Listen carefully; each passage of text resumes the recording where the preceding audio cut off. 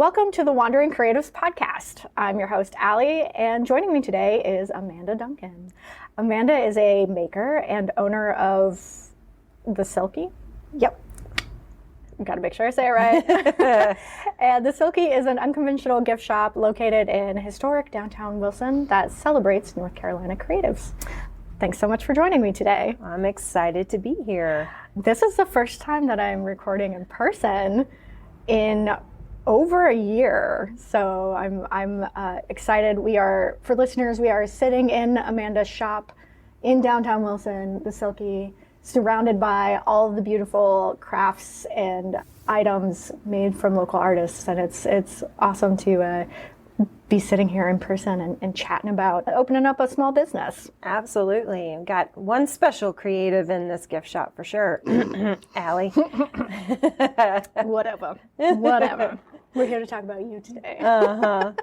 And we met through friend of the podcast, Katie, who has been on all of the podcasts I've ever had, except for this one so far, but I'll see if I can rope her into being on the Wandering Creatives podcast. Yeah. And she was funny as hell, man, when she came in, because she led with you doing stickers about K-pop. Yeah. And I was looking at her, and like my only experience with K-pop, because I'm back in school, and one of my first semesters, there was a girl who always got stuck, and I say stuck because the young people don't want to get partnered up with the old lady in the class. Yeah.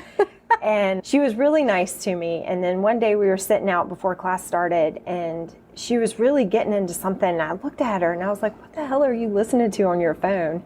She was like, it's K-pop. I was like, I don't know what the hell that is. And so she, and I hail from the era of Led Zeppelin and Soundgarden and Nirvana and all that kind of stuff. The good stuff.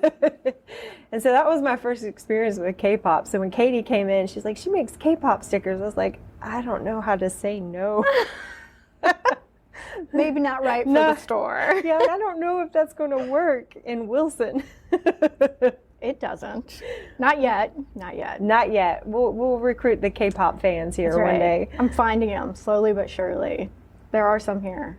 I know it. Closet K-pop fans. Exactly. They're just too scared to come out and let people know. It's another podcast series for you. Where my K-pop's at. I already have 3. Far too many. I got to rein myself in. And Katie came home and she was like, oh my God, there's like this amazing shop. You got to check it out. And she came in for the Artomat, which is like a tiny vending machine of art. And she hunts them down throughout the state of North Carolina. So when she heard that you had one in your shop, had to come and see it and check it out. From there, I had to come in, see it for myself, introduce myself. And that was kind of how we first met, and now I've got stickers and art prints in here. And it was really through our conversations where I can't remember, we were talking one day about kind of the art scene in Wilson and like all of the creative. And I'd been pondering doing this podcast for a while. And it was one of those conversations where I was like, yeah, fuck yeah, I'm going to do this podcast. Because it was like just, I don't know, inspirational, like just seeing everything and talking about creatives and makers in the area. And I was like, yep, we're doing it. We're making this podcast happen. That's awesome. Yeah, thank you for the inspiration behind the Wandering Creatives podcast. Oh, I don't know about that. I think I'm good for doing like the ass kick. Somebody will come at me with an idea and I'm like, that's genius. And they're like, but I don't know. I'm like, wait a second. Let's back this up. It's like, you're just going to go ahead and do this and just be okay with doing it. That's pretty much what it was. And now you're being coerced into doing a podcast. Which is fine. And before we get too far, let's introduce you to the listeners. So tell us a little bit about yourself, who you are, where you're from. Okay. So I am actually a North Carolina native. I grew up in a town south of Raleigh called Cary. Cary is now like this huge epicenter for money and wealth, and it's nationally ranked in some form or fashion as like one of the top places to raise a family. But when I was growing up, there was farmland everywhere. It was really small towns, kind of like a blow-through town. So I was there until I got married, and then moved out to Holly Springs and lived in Holly Springs till 2000, give me a second, pandemic time. Like I try and go back in time. I'm like, wait, I got to add in a year. Yeah. Yeah, it's pretty crazy. A decade has passed in a year and a half, I feel like. Yeah, it's wild. So like 2019, I guess, is when my now husband and I bought a house in Wilson. So you're like fairly new to the Wilson area, at least. I am. Yeah, It's pretty crazy. You cross that I-95 line, it's like a whole different culture of people. Oh, yeah. Different terminology. Yeah.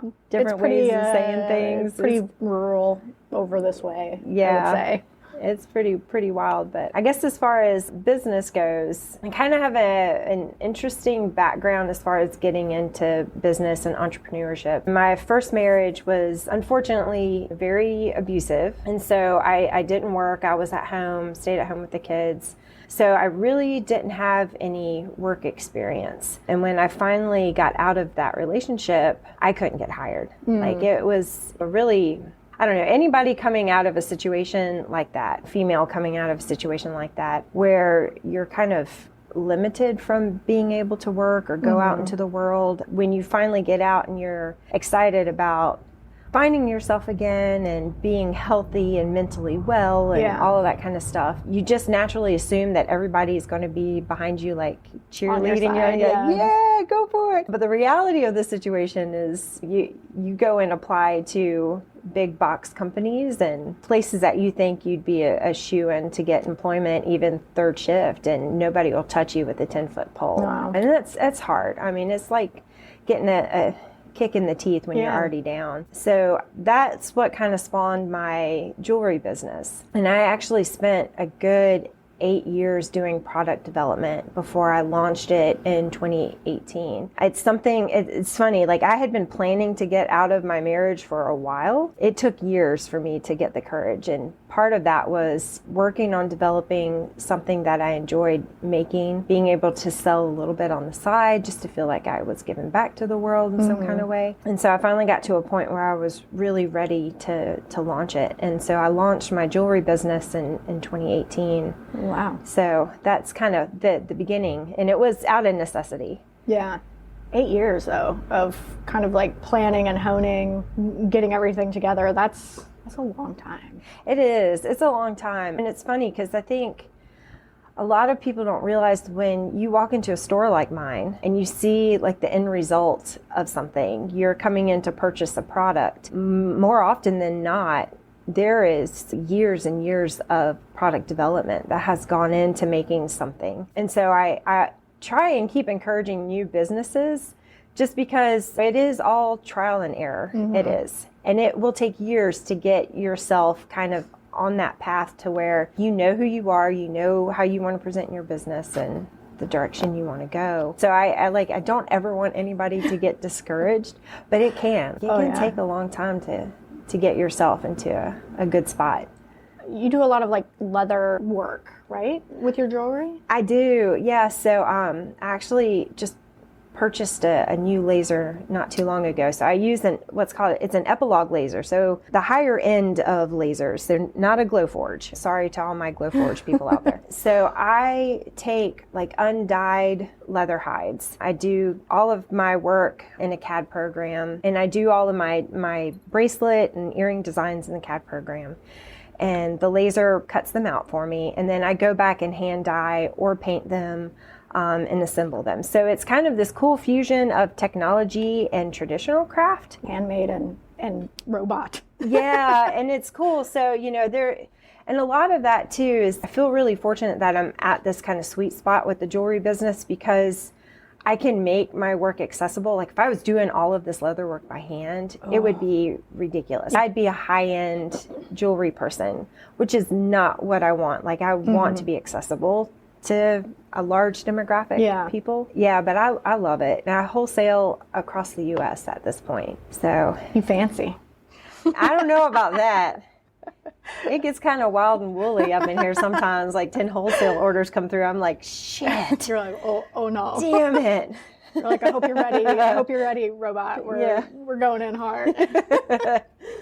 And so you started, 2018 was really when you like went all in with the jewelry business. You've accomplished like quite a bit in 3 years. Like, you started your business, moved, you have like your storefront business here in Wilson. And the Selkie, you just opened, so you're 9 months in. 9 months in. To having a storefront. Yeah, almost 9 months in. So okay. The 20th of September will be like the official 9-month mark. Yeah. Where did the name of your shop come from, and how did you come up with it? I want to present myself as an original person. So I tend to go off like way far off into left field when it comes to presenting myself, just because I don't know. I guess in a way, I want somebody to have an experience of being in a unique environment. Yeah. Like, I don't want to recreate something that's already out there. So when I was thinking of a name, I was like, I can't name this shit like North Carolina Arts and Crafts Gift Shop. Yeah, you know, I can't bring myself to do that. And so I always go back to that point in time where I was the most innocent and the most happiest, which was definitely my childhood.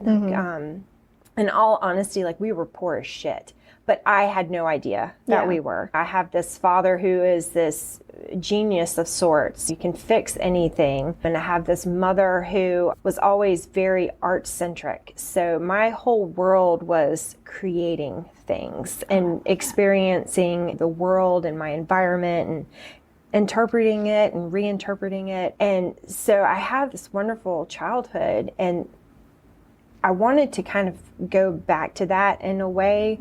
Just, I had that reminder of what happiness feels like when I walked into work. And so I knew that when I named the gift shop, it would need to be something that instantly made me happy. So I would look at the name on the building, I would look at business cards, anything, and just would get that jolt, even if I was having like a shitty morning. Or like everything was going wrong. This morning I was trying to leave the house and the doorknob fell off and I couldn't get out of my front door.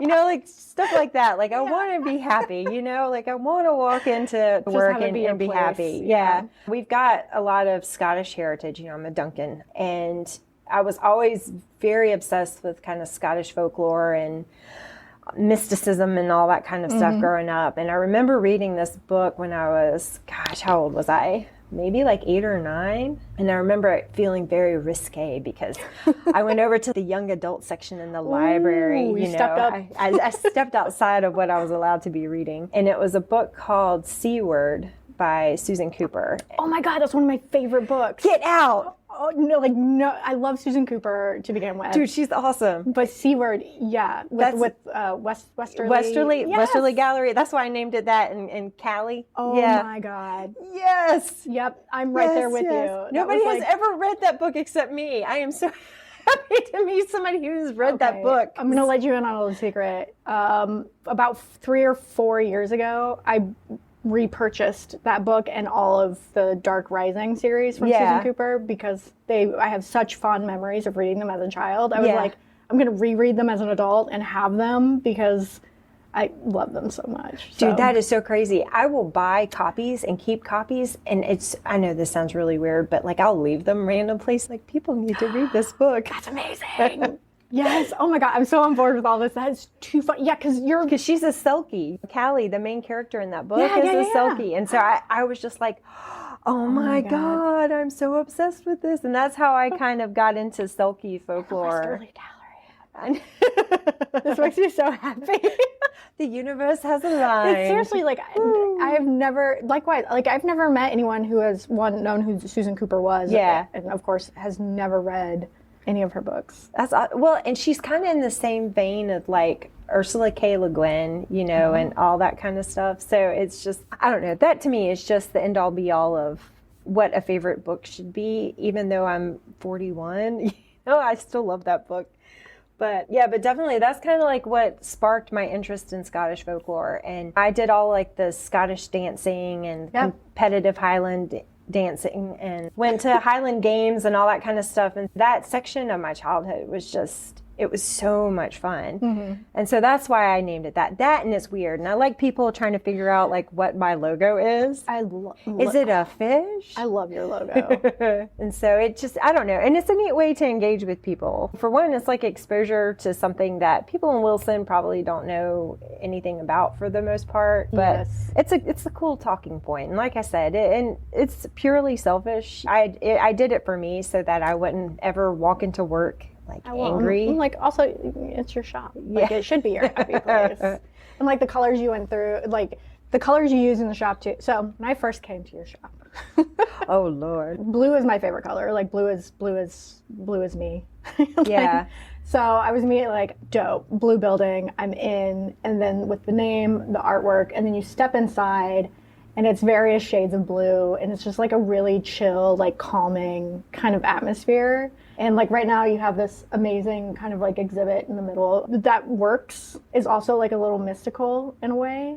I tried really hard. Like I kind of have the same philosophy as some other business owners that I'm pretty close with, is that I don't ever have the expectation that you need to come in here and purchase. The main purpose of art in any form is to provide some source of safety and respite. Like you want to get lost in art. So I really, more than anything else, want this to be a safe space that if you're on your lunch break and you've had a shitty day, come on in. I can leave you alone and sit in the back and do my stuff, walk around, look at stuff, get yourself centered and go back out into the world. Just take a minute. Yeah. And that to me it's really important. And that's kind of why I went with the colors and the vibe. I want it to be different and inviting. It's a little window into my soul. I love it because it makes me think, I'm like, I could do that. I could do that. You totally can. I can bring my kind of like childhood creative like fantasy or whatever like into an actual like standing building. Well, and the cool thing about that is I obviously have had like shit for luck for a good decade, over a decade and a half. Nobody wants to be in an abusive relationship. But at the same time, it taught me to kind of hold on to those aspects of my life that were so incredibly rich with creativity and inspiration and joy and happiness, so that you almost are constantly pushing yourself to fight to get back to that spot. You know how to utilize resilience, like how to get beaten down, take the punches, turn around and just blow out like a whole bunch of positivity. So it's a cool dynamic to kind of have that little safe spot that I can always kind of access and go back to. That's the only way I think I've made it to where I am. Thank you, parents, for the wonderful upbringing. It's being able to tap into those moments in time, like you said, that you were like really happy or you felt really creative, and then translate that into something that's physical, whether it's artwork or a place or a person. Like I think that's something a lot of creatives are able to do, because I feel like I don't want to say we all have the same journey, but I feel like we have like pieces of the same journey and can kind of relate to the struggle. Yeah. And then how we translate that into something we love. Yeah. If that makes sense. And it can be kind of tricky too, because you really are putting yourself out there to get turned down. And I think that's such a distinctive part of being a small business owner, is that in essence you're not just selling like your product, like you're selling who you are. Like you're pitching yourself to the world. I open my doors every day just about knowing that I'm going to have a lot of people who come into my sanctuary and are happy to be there and be a part of it. And there are also going to be people who are going to want to come in and try and take away from it. And just being able to manage that as a small business owner, it can be kind of tricky. Yeah. Yeah. I mean, sorry, there's a mechanic shop across the street. Like, we got some cars. For listeners who are hearing like the revving of engines. This episode of the Wandering Creatives podcast is sponsored by Coutts Creations, branding and marketing for creatives by creatives. Coutts Creations serves small businesses, entrepreneurs, and creatives throughout the country with branding, marketing, and social media management. We accomplish this by creating unique graphics, a cohesive visual brand, and content that tells your brand's story and builds trust with your customers. Visit couttscreations.com and book your free consultation today. Did you always know that, like, that you were going to have a shop? Was that something that you kind of had on your radar, or did you just eventually you were like, this is how I want to share myself, my art, as well as like other people's art? No, not initially. It's kind of funny. Everybody at some point, you know, in art, music, restaurant industry, we're all going to reference COVID continuously. Yeah. With my business, my jewelry business started in 2018, I really busted my ass. Like, I did everything that I could to promote that business. And right before everything was shut down, I was about to get some major accounts. And it was incredible to feel that level of success, and then equally as devastating to watch it all just kind of like fall through my fingers. Yeah, just get ripped out from underneath you. Yeah, and I, you know, for sure, I am not the only one in this world who went through that. The level of depression that I think I went into, because it just meant so much to me to be able to work that hard and to see myself successful and start believing that I could be successful. That's a big thing, is like being successful and believing that you can be are two completely different concepts. Imposter syndrome for the win. Yeah. And so it was definitely a big blow. And I got to a point where I knew I had to start pulling in money, and I just couldn't figure out what to do. And so I started applying for jobs, and again, kind of ended up back in the same situation, because when you're self-employed and there's not work history through a company or a business, it doesn't present as well to... You're a questionable person. Yeah. You know, it's like, you know, people look at you like, are you sure you know how to turn on a computer? I'm like, listen, man, I got you. I can build a website if you want me to. So that was kind of hard, and really what hit me. So I went and applied to put greeting cards, like to stock greeting cards in different locations, greeting card company. And I knew had the option to get this job, but I was standing in Target with this woman, and she was talking about all of the ins and outs of this. And I mean, your soul left your body. Pretty much. I mean, that's really what it felt like. It felt like such a huge step back. And I was like, I can't fucking do this. Like, I cannot bring myself to wake up and bust my ass for big companies when I know what it feels like to be self-employed and put a lot of work into something. And that's when it all kind of clicked for me. I mean, I went home and I told Jeff, my significant other, I was like, I'm just gonna have to go for it. It's like, I can't do it. And I just sat there and cried. I'm like, I can't do this. I can't stock greeting cards. It was just, and that's kind of what really spawned it for me. And I remembered how much I loved doing art markets and seeing and walking around. It was that walk through right before the market opened where you get to see everybody else's work, and how much I love looking at everybody else's craft. It just makes you so excited to be in this kind of plane of existence with these other people who are creating. It's just an incredible feeling. And I'm getting like goosebumps as you're talking about it. I mean, it's wild, especially when you're a maker, and you know this. I mean, it just makes you feel so good. I don't even know what kind of endorphin rush it really is. It's something. It's amazing. It's really cool. And you get to a point with markets too where you're better at pitching and selling other people's merchandise than your own. There are a couple times I would catch myself when I would do markets where I'm like sending people, oh, you got to check out this person's stuff. Oh, it's great. And then you're like, oh, wait, shit, I'm supposed to be selling my own stuff, right? Buy some of mine too before you go. Yeah, before you go, you want a bracelet? Yeah.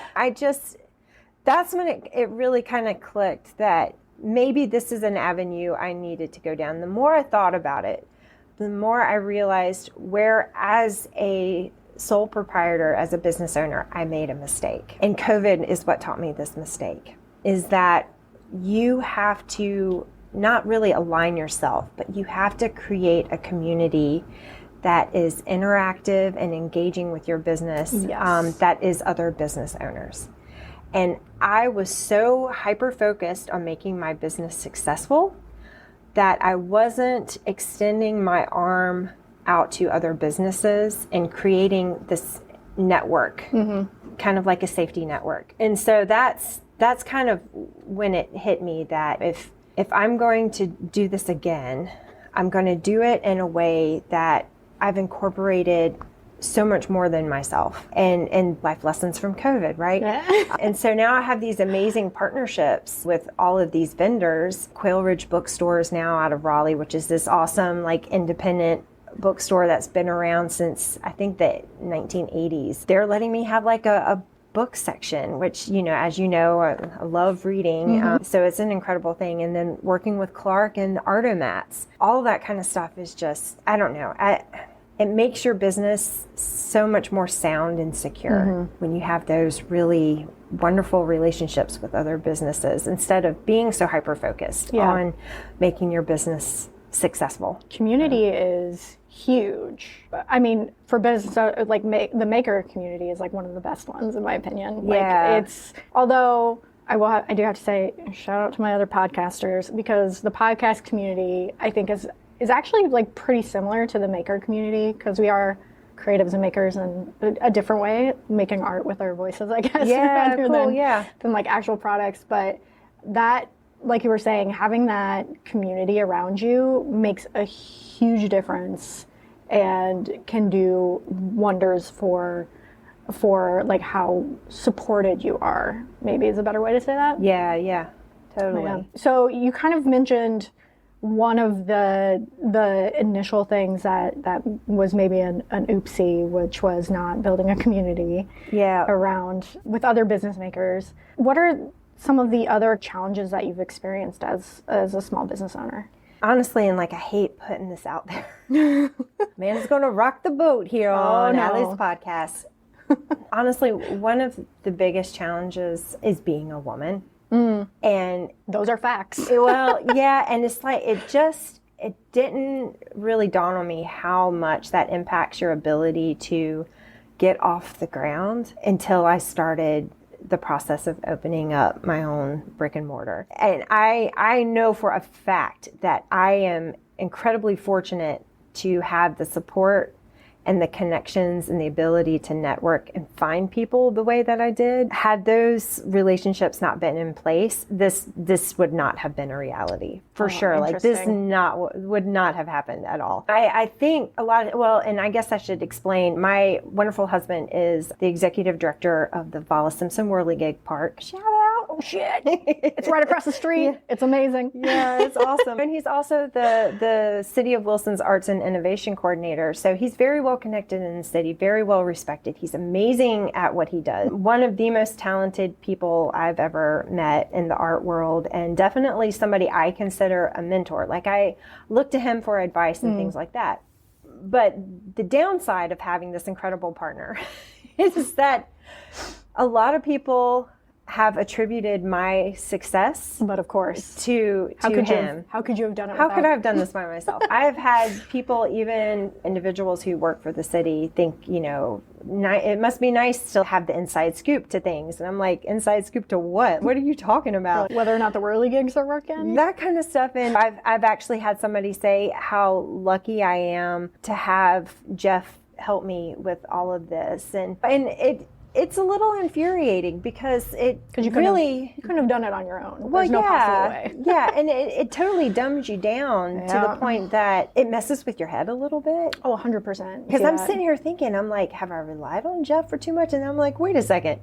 I was the one working like 16, 18 hours a day for months on end, like upfitting the building and doing all the repair work, you know, that legally I was allowed to do. I was the one dealing with the general contractor and signing the lease agreements, finding the vendors. I do all of the inventory and accounting and social media, everything for this business. And I'm really lucky that he totally won't let that shit slide. People come in and even say the word like, you guys, or present the business in a way that like, it's the two of us running it. Yeah.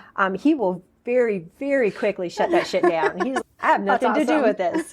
This is all her. And I appreciate that more than he could ever know, because having an identity as a businesswoman is so hard to do. I mean, we're constantly dealing with lack of access to money, like investment money for a business. I mean, even being taken seriously. I have had so many conversations with men in and around Wilson who I have the feeling, and this is me just making an assumption, that we're a little hesitant to talk to me. And then they talk to me and they're like, oh shit, you actually know what you're doing. You're not a dumbass, And it's kind of funny to watch them have that facial expression change where, oh shit, I'm competent. Like I'm capable of having a business conversation with you. And that to me is a little defeating. And then you also have to kind of contend with other females in business who are highly competitive and very quick to tear you down. It's kind of funny to me, and this is totally my perspective. What I have experienced is that if men aren't interested in getting to know you as a business person, as a business entrepreneur of any kind, they're just not going to mess with you. Like you're just kind of off their map, and that's fine. If a woman feels, if a very specific kind of businesswoman feels challenged or threatened, not only will they not mess with you, but they will systematically try to find ways to kind of break your spirit and go after petty things. And I think that's actually a conversation that we had, is that finding other female mentors who are in the business world is so challenging. Why would they want to share their secrets with you?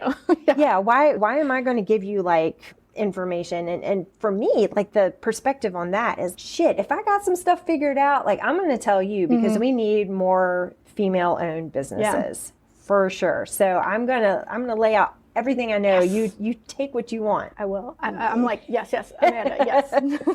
But it's hard. And I honestly, I think that's definitely one of the things that has been the biggest challenge. And I think almost instinctively and innately, females don't have the self-esteem that men do going into business. Because we've been told our entire lives that like that's not a place for us. Yeah. Whether actually told that or just what we interpret from societal norms. Yeah. It's ingrained in us that. Well, and it really is that it's a man's world. Yeah. And so, I mean, I hate that that's still like a thing that has to be contended with, because I don't like feeling like I have to prove myself. And most of the time I don't in any way, shape or form throw myself out there to prove who I am or what I'm doing. In all honesty, I'm just kind of like, you don't want to be around this.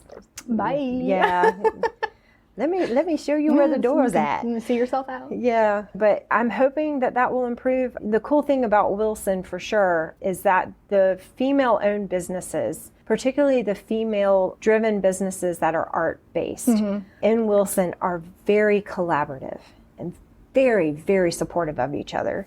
That is not something that I have really run into in Wilson. And I'm lucky enough that I get to co-chair the Downtown Commerce Group with Barb White, who is another amazing property gallery owner, artist in Wilson. And you show up to these Downtown Commerce Group meetings and it's majority female. Yeah. And there's so many female business owners in Wilson, or women who are running businesses, even if they don't own them. It's wild. Like, it's crazy. I've been slowly trying to get in on the Wilson like art scene, like slowly but surely. But that's something I've noticed. I was like, I feel like the majority of, at least a lot of the businesses that I go to, I guess, are female owned, and it's awesome. I'm like, yes, let's fucking do this. Yeah, like, can run downtown Wilson. And it's cool. I mean, and for the most part, there are a lot of men who are very supportive. I mean, I know this is like rural North Carolina, but Wilson is very progressive, very open-minded in that respect. But not saying that I didn't have challenges. It's just one of those unfortunate things that, when something really makes you feel defeated, that just kind of seems like that's the only thing you see at that point in time. It feels so much bigger than it probably really is. But, just to make sure I've got both sides of the coin there. For the issues I've had as a female business owner trying to create and establish a brick and mortar, I've had equally as many, if not more, positives. Do you know what goes great with listening to podcasts? If you said a warm drink, you're absolutely right. Just imagine you're sitting back, you're listening to your favorite podcast, all while holding a nice, cute-ass mug in your hand with your favorite hot beverage in it. If you're wondering, where can I get a mug like that? Well, you're in luck. You can swing by the Coutts Creations Cute Coffee and Tea Mugs Etsy shop. They've got everything from enamel coffee cups to travel mugs, all featuring adorable original artwork. Head over to etsy.com/shop/Coutts Creations and use promo code WANDER for 10% off any mug. We're coming up on time, everyone listening. We may have to do another episode with Amanda in the future so that we can continue to pick her brain about everything, including wholesale, because you have a lot of experience both being a wholesale seller. Listen, I don't know. Sell. I'm an introvert, and you just made me do a lot of talking. I can't help you with anything at this There's point. just like steam coming out of your head. But you do wholesale, as in you make products that you sell wholesale, and then you also bring in makers into your shop that that sell their products here. So you've been on both sides of the wholesale game. So it would be really interesting to kind of learn a little bit more about what that journey has been like and kind of how to manage that, because I know personally as a maker I have no idea what the fuck's going on. Especially when it comes to like consignment and wholesale. Like when you asked me, do you want to do consignment or wholesale, I was like, what do you mean? Can you explain these things to me, because I don't know those words. Yeah.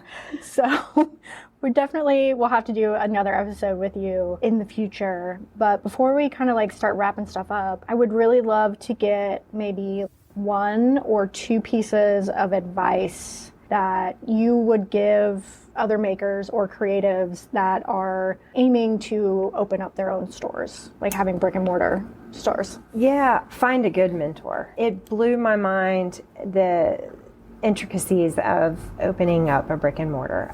There are so many things that I had no conception of.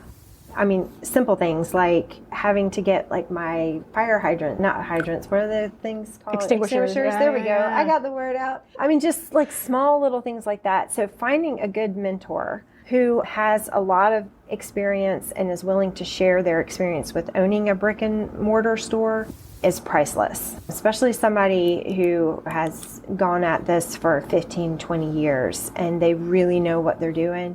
That to me has been my saving grace. And the other big part of it is be beholden to your customers to the extent that it doesn't infringe on your ability to stay centered and have a life. That by far was one of my other gift shop mentors gave me that advice. Don't put yourself into a hole trying to be available to customers, because you will feel totally depleted. You definitely want to be open, open up during the week and all, but try your best to kind of create firm boundaries between your business and you as a person so that you're not all consumed. And that's really hard because I'm trying not to do that right now. I'm actually redrawing some lines as we speak. I could see how that could be really hard. And advice number 3, Allie. Yes. Believe in yourself. Believe in the value of what you are producing. Because if you don't believe it, nobody's going to believe it. That is huge. And that was another lesson that I learned from Christina, who runs Sophia's boutique over in Carborough. I walked in with a price point with my jewelry, and she was actually the second wholesale customer I got. And she was like, why are these priced so low? And in my head, I'm like, because I just want people to buy them. That's what I do all the time. And she was like, no, this is wrong. These are really good. You have to believe in yourself. This is what the price needs to be. It's so hard, though. It's so hard. At least for me, it is. It's hard. It is. And so I think the whole self-esteem part to running a business is it's tricky. And I have grown leaps and bounds in just the 9 months that I've been open, where I've learned the importance of being assertive and being like, no, this is good and I like it. And this is how it's going to be. And if you don't like it, that's all right. But definitely, I think for sure, finding a really good mentor, that is key. You can read all day long, but firsthand experience is priceless. And that's going to be the big thing that you'll depend on when you're starting the whole process, like the whole journey. So before we call it quits, are there any like upcoming events, either kind of like in this area of Wilson or in the shop, that you have coming up?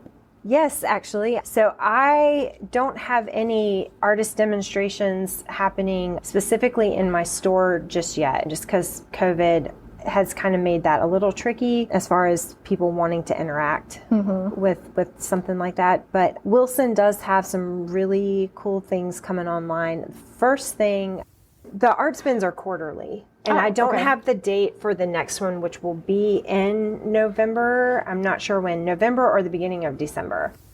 Going to be a quarterly thing happening in Wilson where all of the art-based businesses and art galleries are going to have some kind of art demonstration that you can interact with. So that's going to be really cool.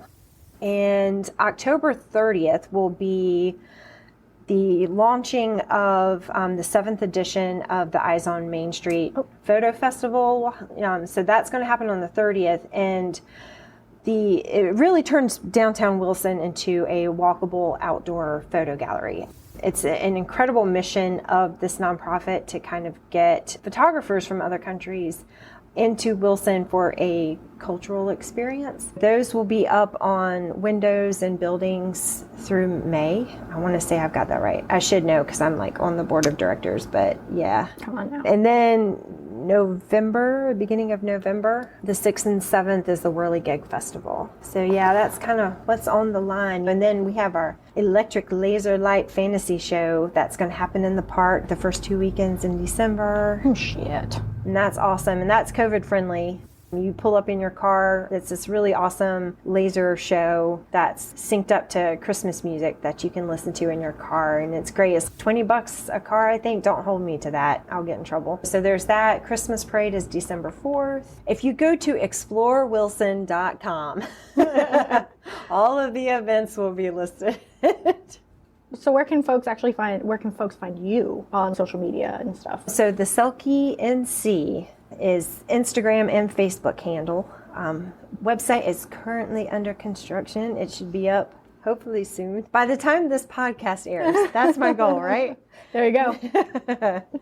Thank you so much for letting me drop into your shop and kind of pick your brain a little bit. And thank you for sharing your story and your background and all of your business knowledge. Well, this has been great. You're awesome. Yeah, I can't wait. I think you're the best. I'll take it.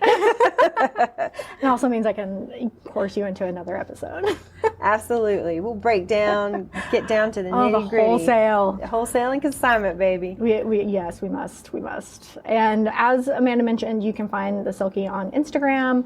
That's at the Selkie NC, and also on Facebook by that same handle. I'll put links to Instagram, Facebook, their website, as well as Explore Wilson, all in the episode notes, so be sure to check those out. And with that, I, of course, want to thank Amanda again for being on today's episode, and I want to thank you for tuning in and giving this episode a listen. If you have questions, comments, thoughts, whatever, you can text or call us on our hotline. That's 252-419-6004, and we will include them on a future episode of the podcast. You can also follow us on Instagram at wandering_creative_ and check out our website, couttscreations.com. Also be sure to like, rate, and review the Wandering Creatives podcast. This has been a Coutts Creations production. Follow the show on Instagram at wandering_creative_ and on Twitter at wandering_pod. For more information, go to couttscreations.com. Like, rate, review, and subscribe. To sponsor the Wandering Creatives podcast, visit www.couttscreations.com/podcast-sponsorship-opportunities. You can also click the link in the episode description below. To be a guest or a featured maker on the podcast, click the link in our Instagram bio or contact us at couttscreationsllc@gmail.com.